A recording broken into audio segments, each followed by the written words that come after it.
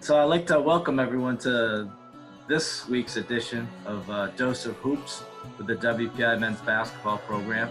I'm Chris Bartley, the head men's basketball coach. I'll be going into my 20th year next year. I'm joined with my right-hand man and former WPI stud, all-new MAC performer, Hall of Famer, Jeff Robinson, who's our full-time assistant coach.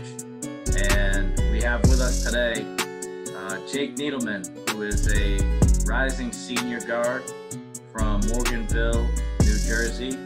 Played at a great prep school, Rutgers Preparatory School in Jersey, as well as played for the Jersey Force in AAU. And Jake had a tremendous high school career, joined us as a major and with a major in business. And he's going to talk a little bit about his journey, but his journey to get to his senior year has been one filled with some things that I don't know anybody else, any other student athlete that's gone through what he's gone through. And, I'll let Jake talk a little bit about that, and we'll follow up with some questions. But, right off the bat, I'll just tell you from my perspective, I got a call from his parents, Jeff and Stacy. I was at my son's lacrosse practice. I can't remember the exact date, but it was going into the summer, right, Jake? Yeah. And why don't you just tell us, what happened and what you went through, and then we'll talk about it. So this past summer, my shoulder's hurting me a little bit during the season, so I was like, might as well get it checked out. So I went to get an MRI. Ended up finding out there was a crazy event that I had a brain tumor actually instead, and it was pretty big, like a little bigger than a golf ball. So I had to stay over the hospital for a week, and then I had to get surgery right away. So I wasn't allowed to leave the hospital, and everything just came on really quick. I was pretty scared. Like, I didn't know if I was play basketball again, go back to school on time. But after surgery, I came out. They said it went well, better than expected, just because I'm a healthy kid, staying active, playing basketball, just doing all the things really helped me. And that really just helped me get back. So from there, I had to go to like 2 weeks of recovery and rehab, and just really just gain my confidence back, doing the little things like some school problems, just to get my brain thinking and moving. So I could just get back to school and hopefully be on the court on time, which I did. And I was very happy that I actually got cleared a couple days before going back to school, so I could be on the court with my team. And I know it's probably hard to put in words, but what is that like when, your world sort of gets turned upside down? I mean, you're going in there for a shoulder MRI, and you're diagnosed with a benign brain tumor. What was that like, and how did you handle it? It just really happened all quick. It was like, next thing I know, I'm just like, I'm hospitalized. I can't go anywhere. I'm not really doing anything. Like, my whole summer's ruined. I mean, thankfully it all turned out well, but it's just a lot of process, and you just gotta just trust the process and just go with it, because you can't really do anything else. And what did you learn about the importance of family during that time? Families, you don't get to choose your family. I've learned that. I mean, and I'm happy I have my family, my sister, my dad, my mom, even my extended family, and uncles, cousins, all came to visit me in the hospital, always supportive, just taking it slow day by day. So it really helped me around my recovery, just because being in the hospital is just not an easy thing to do, especially being a younger kid. The funny thing about Jake is he's got two strikes against him. One, he's a Jets fan, and we're obviously big time Patriots fans out here. But the other thing was the day before his surgery, when Jeff and I went to see him, who do we run into in the lobby of the hospital but New York Giants quarterback, who I can't stand, Eli Manning. So we were visiting with Jake with his parents and his sister, and we went down to the lobby. Oh, I was actually on our way up to see you, and I was going into the gift shop to buy a balloon. Do you remember this, Jeff? Yeah. And so I can't remember if it was you or me, but we came out of the gift shop with a balloon, and we saw Eli Manning. We're like, "What is going on?" And so Jeff went up to Eli Manning and what was it? His sister. I think your sister. We saw your I was sister down in the welcome. lobby too. And so Jake's sister got a video of Eli Manning wishing him luck for his surgery. So it was pretty funny because Eli, like, knocked us out of 2 Super Bowl victories with the Giants. And Jake, I think the only thing the Jets are famous for lately has been like the butt fumble or something. That was like 8 or 9 years ago. I was But there, sadly enough. oh, you were at that game? Oh yeah, Mark Sanchez. Oh my gosh, incredible. All right. So what did you learn about when you get through this situation, you have the surgery, you go through, the rehabilitation. What did you learn about yourself?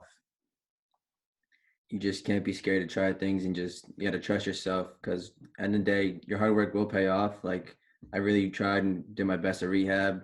They just always told me trust myself. That's with anything in life, especially basketball or schoolwork. You study, you work out, you practice whatever you're practicing. You will get the results you want. Yeah, no, I mean, we talked about, you know, what it uh, did, for you in terms of like, having to deal with something like that. I think what it did maybe is, made you even more resilient than you were. But I think what it also did for the people around you, like your teammates and coaches, is I think it really gives you a sense of like that cliche of not taking anything for granted, and appreciating your family and the people around you.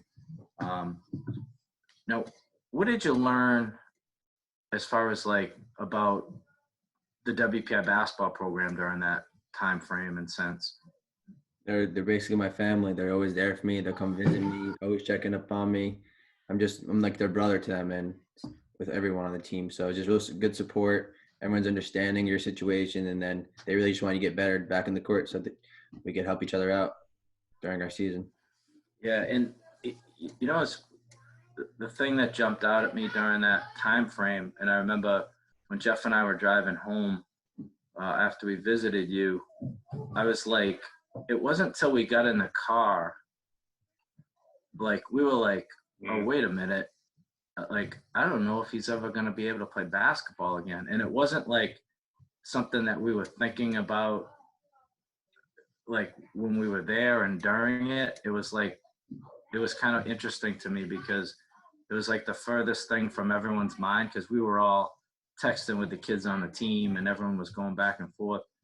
And I think it was like, and like it was a kind of thing where you didn't want to ask and you didn't really think about it. But like on the way home, I remember like, talking to Jeff about it. And I was like, wow, he's going to be okay, as long as the surgery goes all right. But God, like it's going to be so hard for him not to have basketball in his life if that's what it comes down to. And what was it like not knowing if maybe the game was over for you, even though you'd be healthy, but maybe the game wouldn't come back to you? I think my first thing was just health was most important to me. And then I remember staying in my house for day 5. Like I didn't think I was gonna play basketball again. That was my mind. Like I was just really scared, not sure. And I said, wow, I can't do this. I need to do something. I need to work hard to get back in that court. I can't be a couch potato just doing nothing. It's basically my life. And it just made me want to work harder to get back there. Yeah, and I remember, uh, talking to your mom, and she was pretty like confident about it. Like after a few days, she was like, the doctor says he's going to be able to play again. He's going to be fine. And it felt like once you got past that like first week or so, that hurdle, all signs are pointing in the right direction. What was it like when you were coming out of that and now you could kind of see a bright future ahead of you, and you were putting this behind you? It was a big relief. I mean, I was really happy everything went well, and I knew I can get back to what I want to do and just be happy and really just continue to grow with my team and my coaches. And that was a big part because part of choosing WPI was not just academics, which was most important, but making a bond with my team and really experiencing it. Well, it's funny. I hear a lot of programs talk about having a family atmosphere, and that's a big cliche. And I think in college teams and college circles, and I will say this, like sort of the proof is in the pudding. When you go through something like this, I think you really get a close look at just how much of a family is your group. And with our team, the interesting thing, unique thing is all of you guys live together. Basically, that whole junior class of 7 guys all live in the same apartment complex. So you guys are breaking bread together. You're hanging out all the time, on and off the court. You're in the gym working out together. You're in a lot of the same classes because you're a business major, and we got quite a few other business majors and management engineering majors where you're taking a lot of the same classes. So when you got back to campus, is this something like you think about all the time, or is it like just kind of a distant memory to you now? At first, it was something I thought about, just being cautious, especially with my head and everything. But now it's like I can't believe it happened a year ago. And it's kind of crazy to think, like, sometimes I don't even realize that I have a scar on my head or that I even had surgery. When I look at what you have done to this point, to come back from that, it seemed like that saying, add insult to injury. Then I get a call probably about, what was it, about 2 or 3 hours or so before our first game from Jake that, coach, I got bad news. I got mononucleosis. So we were getting ready to play Brandeis, and he was starting, and found out just a few hours before the game that test came back positive. I didn't even know that he wasn't feeling well, and but I was like, come on, So were you feeling like, man, I can't catch a break at that point? Yeah, I mean, I kept going back to doctors. Also, I'm just really tired all the time, like not really doing much. I was like, gotta be something wrong. Didn't say nothing was wrong. I mean, the worst case scenario, it comes back right before the game. I'm getting really excited. It's our first game of the year, big game versus Brandeis. Yeah, you got to be out at least like 4 to 6 weeks. I was like, what? Yeah, that was incredible. But you fought your way back, per usual, resiliency. And then, you got back into the swing of things. We come out of the break. I think we opened up after the break against Framingham, and we opened that game up big. But I think you had a bunch of threes in that first half. Pittsburgh State at home, I think you came off the bench and knocked down 2 threes. Was that the first game back, or was it Framingham? I can't remember. I think it was Fitchburg and then Tufts. Yeah. Tufts, that's right. Yeah. So we had a good win against Fitchburg and a real good win against Tufts. And then you were like, you could see like you were starting to get yourself, rolling. And then so we get through the mono, and then we get into the conference season. We're doing real well, and then you're trying to get over a screen against Babson, and got drilled. And what happened then? I remember just getting drilled, looking at my thumb after, and was like, wow, it really hurt. Try to go down the court, not dribble with my right hand anymore. Then I get fouled, and I thought I'd take a free throw. So I went to coach like, I can't.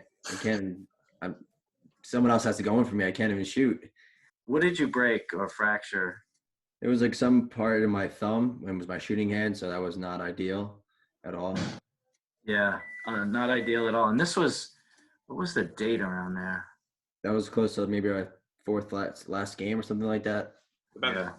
February 12th or 13th, somewhere around there. Was it that late? I think so. So you go through that. So now we're like, now you're out again Hmm. for a little bit, but you came back much faster than I think anyone anticipated there, and ended up, closing out the season on a really, really high note, helping us get to the NCAA tournament. Do you feel like at this point you deserve like just one like smooth sailing year? Because I do. I feel like you've earned it. I feel like I should get one, but life throws you obstacles and challenges, and you just gotta be prepared. Yeah. Now, speaking of obstacles and challenges, now, what's it been like, as a business major, and what are some of the cool things that you've done or planning to do around projects, internships, that kind of stuff? Definitely the cool thing about the business and WPI itself, it's 7-week terms, so you get to each class is a little like quicker, so you learn more. It's really project based. Right now, I was doing my IQP with 4 kids, and some of them are different majors, so it's good working with different people who think differently. And then next year for my MQP, I'll be working on like a Wall Street fintech project center, working with like Cool. computer science majors, math major, and myself with business major. So just really collaborating with different kids and groups is really unique. Yeah, so that IQP is called the Interactive Qualifying Project, and that's, some students within a major and then working with students from other majors, and that's really, I think, important to potential employers because they see that you have experience, just out, not just in your silo, but working with people that might have different interests and different strengths than you, and then that major project you can really delve into an area that you're passionate about. So what do you think you want to do when you grow up, when you graduate, or as you start looking at jobs for next year? So one of my concentrations is operations management, and this summer I was supposed to have an internship at Agios Pharmaceuticals, which is supply chain, and I think the world definitely needs help with that, especially with this pandemic. Sure. So I definitely want to look into something supply chain operations. That's cool. That's cool. And so when you're going through, this, situation that we're involved in with COVID, and what are you doing to stay in shape for basketball and try to prepare as best you can for next year? I have limited resources, so I'm just doing pull-ups. I got a pull-up bar, some push-ups, doing a lot of crunches and ab workouts, and just running and getting on my bike. It's really good. It's just different experience. Look at different things when you ride your bike. It's pretty cool. Yeah, you should see my abs right now. I'm a machine. YouTube 10-minute abs. I got me, Brady, and Danny. I was telling you guys last night, I got me, Brady, and Danny doing 10-minute abs every day with push-ups. Wow. Yeah. Rock hard. It's rock hard. It'll be. So let me ask you this. So growing up as a Jersey guy, going to Rutgers Prep, playing for the Jersey Force, what was it like? Because there's a lot of really good players in that area. What was it like growing up around that environment with the type of talent that you got to go against, consistently? Basically, Jersey's a lot of big names out of here, and from going to school, Rutgers Prep and Jersey Force, you're just playing with older guys, competitive guys. We're playing big time basketball, these big time Division I schools, or D2 or D3 schools, and you just realize you really can't take any days off. Same thing with college. Always compete at a high level, always want to win, always grind. You get better each day, and that's what's really good about playing different kids in Jersey, because they're all really competitive. Yeah, and a lot of trash talking out there. Or? Some trash talking, but hopefully most kids do the trash talking when they're playing, and that's what I would like to do. But I like some that. words are said here and there. We call you the silent assassin. Silent assassin. Now, when you got to college, what do you think was the biggest adjustment for you as a player? I think definitely the defense and just knowing everyone on your team can actually play basketball at a high level, so it's not dependent on one player. I think that made it easier for myself. And another thing that was really difficult for me at first was Jersey doesn't have shot clock, so that was a little different. Yeah. Just knowing you can't hold the ball for 7 minutes straight like some teams do or people do. So it's definitely gets the game moving more fast and quicker. Yeah, I swear, I think like that should be like a constitutional amendment. I think like that every state needs to have a shot I clock. agree. Because Jeff, you didn't have one in Connecticut either, right? Drastically. No, we didn't have one in Connecticut either. It's just a Yeah. different, you have a little control of the game with, a couple minutes left. It's shooting a lot of free throws, a lot of extra points for me. I hate that as a point guard though, because like you're like you got to dribble it out a lot, and like you're like, okay, should we go? Should we stay? Should we pull it out? Should we attack? Just hold it. Like the teams that know they're maybe not as competitive or not able to, hang with you guys, that they just change the game and really try and slow it down. And sometimes guys get impatient, so it can work, but it's a different game. What's your like go-to pregame meal? Something light in the stomach, so probably like pasta and broccoli, something like that. Nothing too heavy. I have a pretty weak stomach. Are you superstitious or like before on game day, or do you just have like rituals? Or I definitely am. I definitely go to my certain thing. If I'm on a road game, need to wear my headphones, get to the court at least an hour 10 before the game, shoot my 5 spots from 2s and 3s, free throws. If I don't do that, usually I feel a little off and I just don't feel as comfortable going to each game.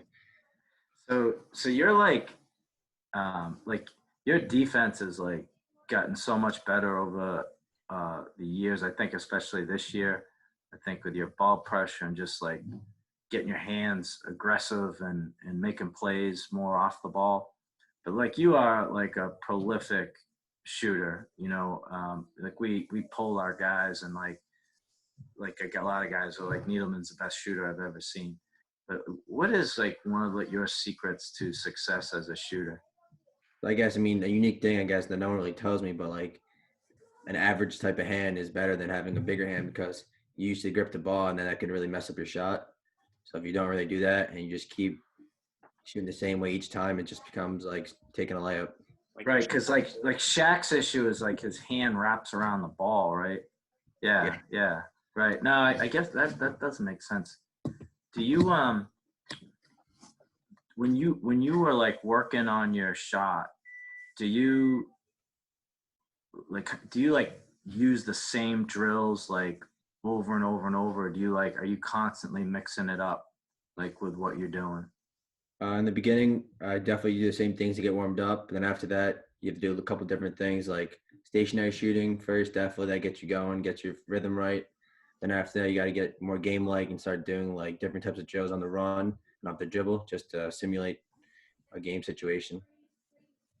What's the favorite, your most favorite quote That you say, or just in general? No, just general.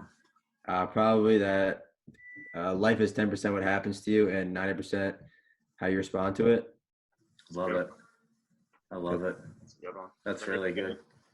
All right, Jeff, you have anything else from Mr. Needleman? Just really impressive to me. Like one thing I will say is, I know that situation, just to jump back with going through the situation last summer with the brain tumor. It's interesting. It's, you hear about things going on, and then when you actually you show up at the hospital and you get real close to what's going on and interacting with some of your family and stuff, man, it really hits hard, and the seriousness of it really strikes home. So really, you were able to get through a lot this past year, and one of the cool things is just being able to bounce back so quick and just kind of get back out there. And that's why I think when we saw you out in that Fitchburg State game come in, and I know you had a lot of family at the game, which was really cool. And you got out, I was like, geez, Jake, we were shooting around before the game, and I'm like, you got to like run a little bit to get your legs under you, because it's pretty tough. But you came out and you banged a couple threes, and that it was something that I remember just being a really cool moment, because you were able to just continuously bounce back from situations. think it gives it sends a message to everybody on the team too, to like, like you can push through stuff. Look what this kid has done. You know what I mean? I know it does it for our coaches. Like whenever I feel like, I'm like, geez, like, look what Needleman's been able to do. So we're proud of you, buddy. And Thank you. keep plugging away and see if we can't have the best season in WPI history next year, led by that big senior class. Okay. Yeah, looking forward to it. All right, Jake. My man, be good. All right, be good, coach.